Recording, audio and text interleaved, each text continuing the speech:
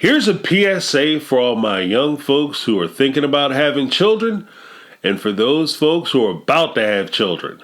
Always remember, everybody wants to babysit, but nobody wants to watch your kids. Hi, my name is James, and this is my take on reality. In this episode, we're going to be talking about Yara from 90 Day Fiance and her mother-in-law, Ms Gwen. Now, before we get started, I would ask that if you enjoy the content that you consider subscribing. It really helps the channel out, helps me out, and hey, who doesn't enjoy helping a brother out? So go ahead and hit that HBO special down below. If you're already subscribed, consider liking, sharing the video, maybe leaving a take so I can hear what you have to say, and I'd really appreciate it. Let's get it. Now, I'm going to say this right off the rip. Ms Gwen is awesome. She's a decent woman who cares about her kids. She cares about Jovi. She cares about Yara. She cares about Myla. And you can see that she has a deep compassion for everybody involved. A little bit earlier in the season, Ms Gwen had an opportunity to say, I ain't nobody's nanny. Yara was complaining that Ms Gwen wasn't coming around to make sure that she was okay. And she had held out and presented it in a way, both her and Jovi, that Ms Gwen was basically dropping Yara off. So Yara, when Jovi would go out of town to work, Ms Gwen would basically cut off Yara, and she was at the house doing it by herself and didn't have any resources or way to get around, and she couldn't really take care of Myla the way she wanted to, and she really needed Mrs. Gwen's help and company.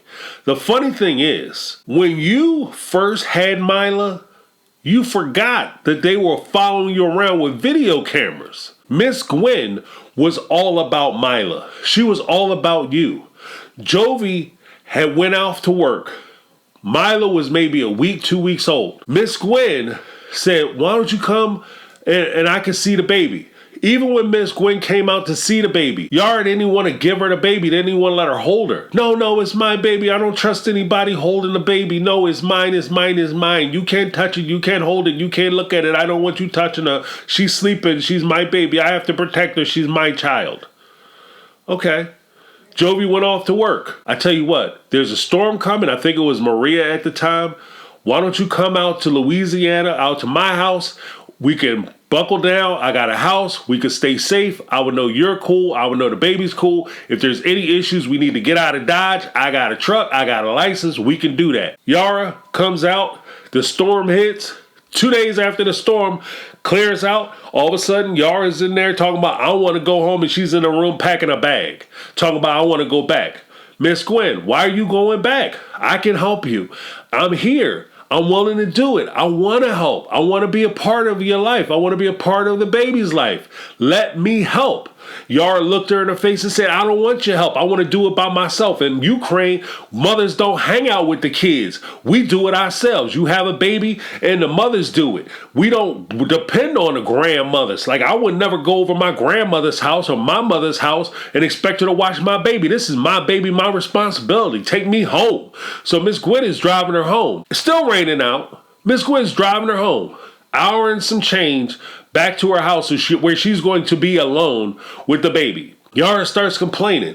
Oh, well, I'm so tired. I'm sleepy. Ms Gwen says, well, you know what? That's what I'm talking about. If you were at my house, you could take a nap. I'll watch the baby, and that way you know the baby is safe and secure. And you can get rest. You can make sure that you're recovering. You can do everything you need to do. And everybody will be safe. I just want to help. Yara tells her to shut up. Shut up, Ms Gwen. I don't want to talk about it no more. I want to go home. It's my baby. I do what I want. Now, you update that situation, and you look at what just occurred. When Jovi is going out of town, all of a sudden, oh, your mom doesn't come by. I miss Gwen so much. I miss her so much. You don't come and help me. You know why? Because like I said earlier, people want to babysit your children, but nobody want to watch your kids. And sometimes that includes the parents. Because now, little Myla is not a baby anymore. See, when they babies, especially for new parents, oh, having a baby is so hard. No, having a newborn baby is more difficult because it's annoying as opposed to actually hard work part of it. It's more difficult in that sense, meaning that when you have a baby, for instance, a newborn, then as soon as they start crying, the one thing you do is you check their diaper, you check their pampers, you maybe put them up to burp a little bit, and then you feed them.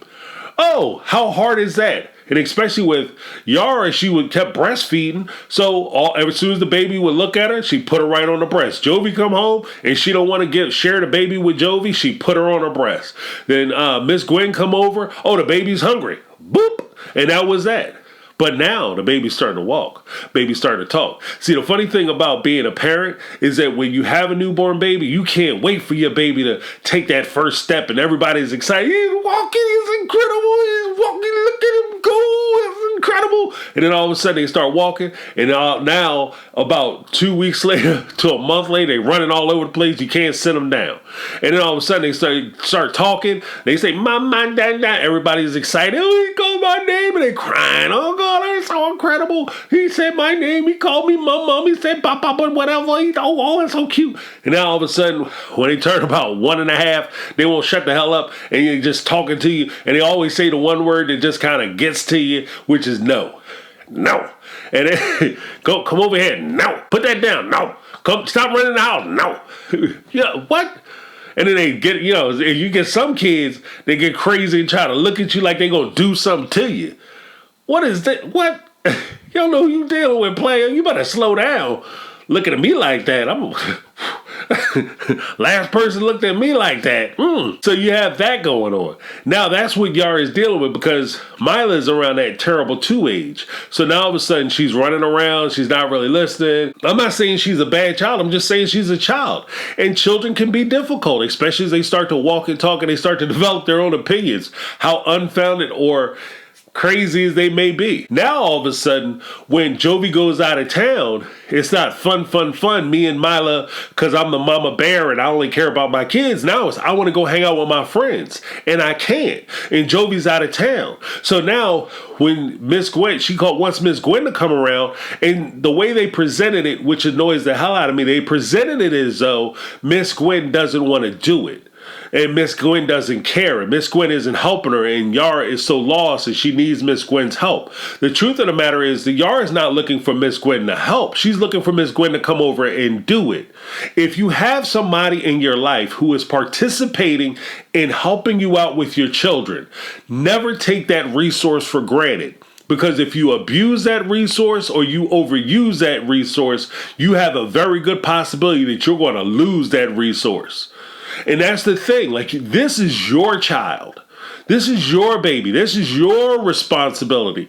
You can't pass that on to somebody else and expect them to take it on for themselves. Now, a lot of people will try and they will help you as much as they can. And there's some parents who will become crazy overbearing. I understand that. And that too can be annoying. But when you have a situation like you had with Yara, especially in the beginning, where she consistently told Ms Gwen, basically, this baby is none of your business. This is my baby. I can do whatever I want to with this baby. What you're telling her, in effect, is I can take this baby out of your life anytime I want. This baby is, you have no ties to this child. And we all, like to pretend that there's some kind of grandparents' rights and you could come in and you could fight the good fight and you could make sure you maintain and have a relationship with your children. In some cases, that is true. There are grandparents' rights that exist in some states. But in other states, even if the grandparents' rights do exist, if you have both parents that want to edge you out, especially your child wants to edge you out and they're still alive, and they say, I don't want my kids hanging out with my mom. Jovi says, I don't want my kid hanging out with my mom, Ms Gwen, no more. Ms Gwen don't see her. You have Yara's, in her situation, she's always talking about going back to Europe. Ms Gwen has a legitimate reason to feel like Yara, if she goes back to Europe, won't come back. Well, if Yara doesn't come back, guess who else isn't coming back? Myla. So why would she attach herself emotionally to somebody like that? So you can rip her heart out. And that's where I think a lot of this gets lost. It just seems like, oh, Ms Gwen is trying to be nasty, but I don't think she's trying to be nasty. I just think she's trying to protect herself. And if you want to encourage that type of relationship, you don't isolate people. You don't cut them out. You include them. If she feels like she's a part of Myla's life, she's more likely to come by and get her. When she says, I don't want to be nobody's nanny, basically she's saying, I don't want to be the one that's responsible that every time you feel like you want to go out, which is all the time between her and Jovi. They always want to go out. There hasn't been an episode that's been filmed yet, if you notice, where Jovi doesn't have a drink or he's about to go get a drink. There might be an issue. I think that part of the reason why he was so insulted was because when he goes away to work, if Yara spends her time while he's at work watching the baby, when he gets home, he can't go out because she throws in his face that I've been doing the baby the whole time you've been going at work and I need to get a break. I need time away. You had time away. Yeah, I was at work though. But that doesn't matter. You weren't doing babies.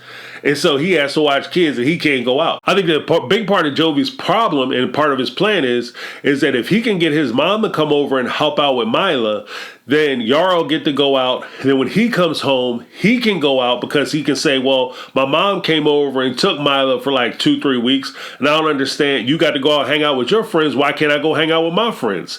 And or he gets to say, well, my mom took the baby. And if she's used to having Myla, then we're going to take the baby over to her house. She can watch Myla and we can go out and have a good time. And then I can go out with my friends and the party keeps going. At the end of the day, if you have this type of resource, take care of this type of resource. It's invaluable. All in all, I hope that Yara doesn't break Ms Gwen's heart and allows her to be the grandparent that she wants to be. The whole secret to the sauce, though, is that Ms Gwen is the grandparent. She's not the parent. Myla has 2 parents, and Ms Gwen ain't one of them. I'm James. This has been my take on reality, and I'm out. 'Cause I've been living life.